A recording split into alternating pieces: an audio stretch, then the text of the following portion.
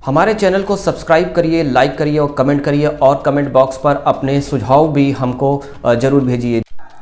साथियों नमस्कार, मैं हूं नितिन कुमार और आप देख रहे हैं बहुजन भारत। आज हम बात करेंगे उत्तर प्रदेश के पूर्व मुख्यमंत्री अखिलेश यादव, जिन सिपहसालारों की वजह से उत्तर प्रदेश का जो विधानसभा चुनाव 2022 था उसको फतह करने की कोशिश कर रहे थे, वो सब नाकाम साबित हुए।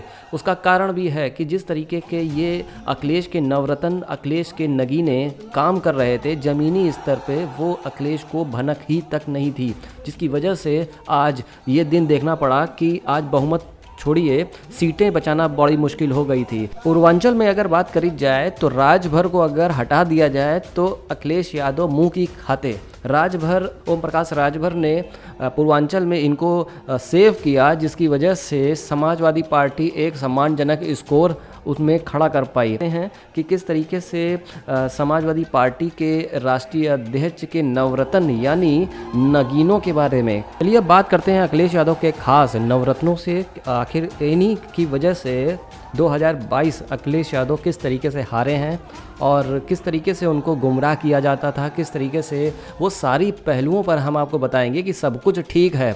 आंख में पट्टी बांधे हुए अखिलेश यादव कभी भी ज़मीनी हकीकत जानने के लिए वो एसी रूम से कभी बाहर नहीं निकले, कभी भी उन्होंने बूथ लेवल तक मीटिंग नहीं करी, लोगों को बुलाया तक नहीं, जिसकी वजह से 2022 बुरी तरीके से वो हारे। भले ही वो बोल रहे हों कि वोट परसेंट बड़ा हो, सीटें बड़ी हों, क्या 2022 का चुनाव सीटें 50 सीटें बढ़ाने के लिए या वोट परसेंटेज बढ़ाने के लिए वो लड़ रहे थे? ये भी एक बड़ा सवाल है। अखिलेश यादव को खुद इस चीज़ को सोचना चाहिए कि किस तरीके से वो ज़मीनी स्तर पे एक कैडर उन्होंने तैयार नहीं किया। लास्ट के 3 महीने 4 महीने में वो निकलते हैं और रैलियां करते हैं और वो सोच रहे थे कि 5 साल की सरकार वो 3 महीने में बना लेंगे, 3 महीने में करके वो बना लेंगे, लेकिन ऐसा हुआ नहीं। चलिए कुछ ऐसी चीज़ें हैं, कुछ नवरत्न हैं इनके अखिलेश यादव के, उनके बारे में भी चर्चा कर ली जाए।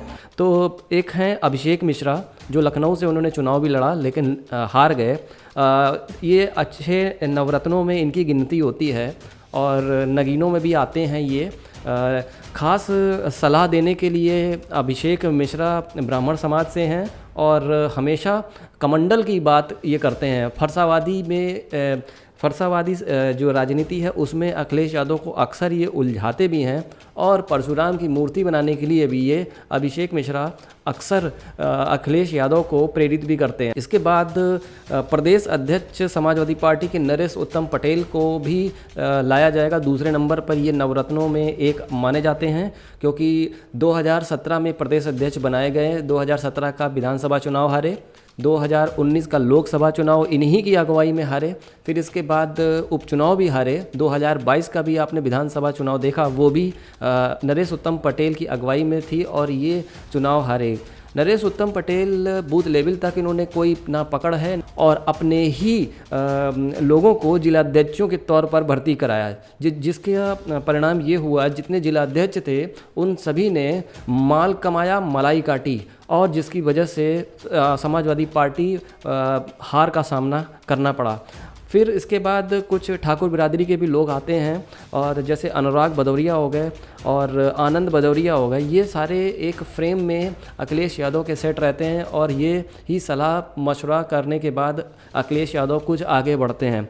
फिर राजेंद्र चौधरी को कैसे भूला जा सकता है? राजेंद्र चौधरी बिल्कुल जो उनके साथ में रहते हैं वो भी नवरत्नों में आते हैं, लेकिन चीज़ यही है कि कितना ये लोग इफ़ेक्टिव सलाह दे पा रहे हैं, इनके चाणक्य कौन है यही। हालांकि देखा जाए तो चाणक्य की नीतियां भी यही लोग बनाते हैं। आनंद भदौरिया का नाम आपको पहले ही बता दिया, आशीष यादव भी हैं, सुनील साजन भी हैं। ये सारे लोग एक फ्रेम और समाजवादी पार्टी में रहकर अखिलेश यादव को खूब ज्ञान इन्होंने बांटा, जिसकी वजह से आज हालात ऐसे हो गए कि समाजवादी पार्टी बसपा की राह पर चलने पर मजबूर हो चुकी है।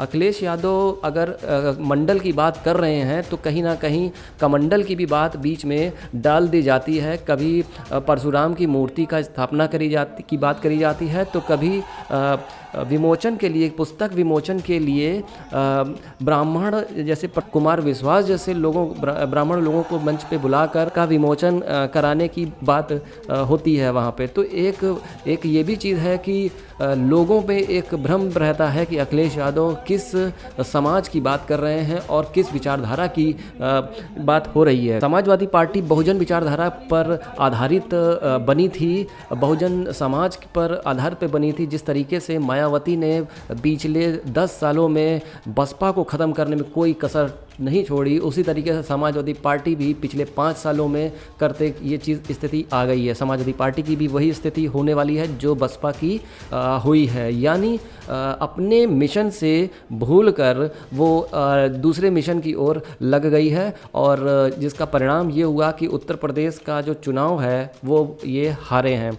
और यही सब थे नगीने हैं जिनकी वजह से अखिलेश यादव हारे हैं। और ख़ास तौर से उन लोगों को वापसी बुलानी चाहिए अखिलेश यादव को, जैसे लोटन राम निषाद हो गए जिनको निकाल दिया गया था प्रदेश अध्यक्ष से पिछड़ा वर्ग के। सिर्फ उनका कहना यही था कि मैं भगवान को नहीं मानता हूँ। उनके अपने निजी विचार रहे होंगे, लेकिन अखिलेश यादव ने आओ देखा ना ताओ उनको पार्टी से ही बाहर का रास्ता दिखा दिया था। तो ये मूलभूत कुछ चीज़ें हैं। और आज ये जो लोटन राम निषाद निकाले गए थे वो इन्हीं नवरत्नों की वजह से उनको पार्टी से बाहर का रास्ता दिखाया गया था। कारण भी था कि जब वो बहुजन की बात करते थे और अखिलेश यादव को बहुजन विचारधारा कहीं ना कहीं रास नहीं आती थी, जिसकी वजह से उनको बाहर का रास्ता दिखाया गया।